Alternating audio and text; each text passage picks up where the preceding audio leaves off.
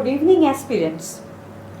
এসেছি great basket career চাকরিজীবীর পক্ষ থেকে আমি পম্পা সুর, কম্পিটিটিভ এক্সামের জন্য কিছু টিপস নিয়ে। আজকে বলবো ইংরেজির কথা। আজকে একটু সাবজেক্ট টিপস দিই। অবশ্যই আমাদের এই চ্যানেলটা সাবস্ক্রাইব করো এরকম ছোট ছোট টিপস পাওয়ার জন্য। যে কোনো সরকারি চাকরির পরীক্ষাতে ইংরেজি একটা অবশ্যই গুরুত্বপূর্ণ বিষয়।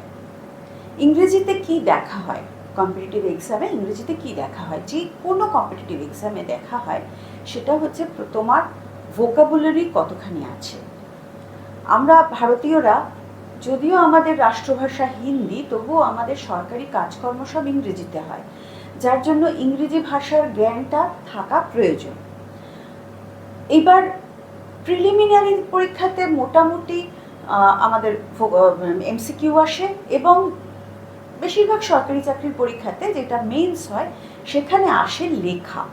ইংরেজি লিখতেও জানতে হবে, আবার ইংরেজিতে তুমি এমসিকিউও তোমাকে প্রিলিমিনারিতে সলভ করতে হবে। এবার আমি যেটুকু অ্যানালিসিস করেছি যে প্রত্যেকটা সরকারি চাকরির পরীক্ষাতে অন্তত 80% আসে ভোকাবুলারি, অর্থাৎ তোমার শব্দের ভাণ্ডার তোমার কতখানি স্ট্রং। এই শব্দের ভাণ্ডার কি করে তুমি স্ট্রং করবে সেই বিষয়ে আজকে আমি তোমাদের কতগুলো টিপস দেবো। কীরকম না, দেখো, আমরা সবাই কিছু কিছু ইংরেজি শব্দ জানি, তাই তো? এবং এর মধ্যে আসে কি, আসে হচ্ছে সিনোনিম অ্যান্টোনিম, অর্থাৎ সমার্থক শব্দ, বিপরীত শব্দ।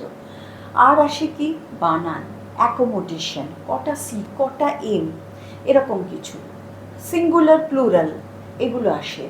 আর আসে কি না, কিছু ইডিয়ামস, ফ্রেজাল ভার্বস, এগুলো আসে।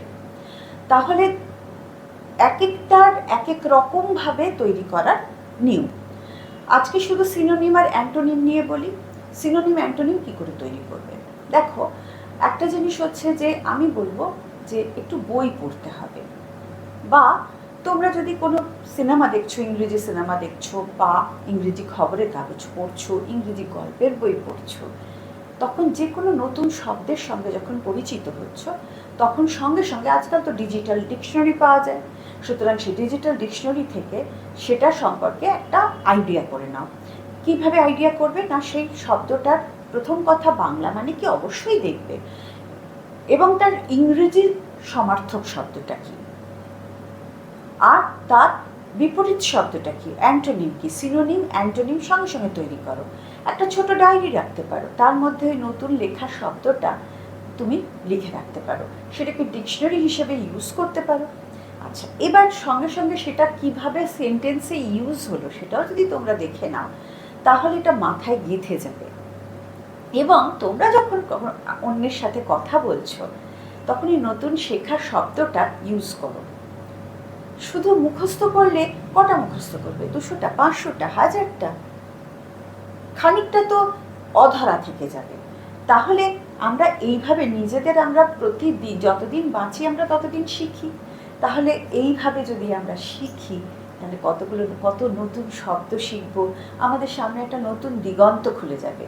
এইভাবে আমরা সিনোনিম অ্যান্টোনিমকে তৈরি করতে পারি। ধরো, আমি আজকে একটা টার্গেট করতে পারি যে আমি রোজ 5টা শব্দ শিখব। যে 5টা শব্দ পাচ্ছে না, সে 2টো শব্দ শিখব। এরকমভাবে আমরা একটা টার্গেট করে এগোবো। অর্থাৎ রোজ যদি আমরা 2টো করে শব্দ শিখি, তাহলে ভাবো তো যে আমরা কতগুলো শব্দ শিখে ফেললাম। 730টা শব্দ বছরে শিখে ফেললাম, 1 বছরে 730টা। তাহলে 500টা শব্দের থেকেও আমরা এগিয়ে যেতে পারছি, তাই না? এটা একদম পরীক্ষিত। আমি নিজে এইভাবে আমার শব্দ সম্ভার বাড়িয়েছি। এইভাবে করলে অবশ্যই সিনোনিম অ্যান্টোনিম তোমাদের মনে থাকবে। মুখস্থ করে কখনো কিছু করা যায় না। এইভাবে করলে দেখবে তোমাদের ইংরেজি লেখা, যেটা রাইটিং স্কিল যেটা দেখা হবে মেন্সে, সেখানেও তোমরা এই নতুন শব্দগুলো ব্যবহার করতে পারবে। এগুলো কিন্তু নম্বরও বাড়ায়। তুমি একটা সাধারণ শব্দর বদলে, একটা বিগের বদলে তুমি যদি হিউজ লেখো, বা একটা অন্যরকম শব্দ ইউজ করো, তাহলে দেখবে যে তার একটা আলাদা সেটা একটা নম্বর ক্যারি করছে। এটা সব সময় হেল্প করবে।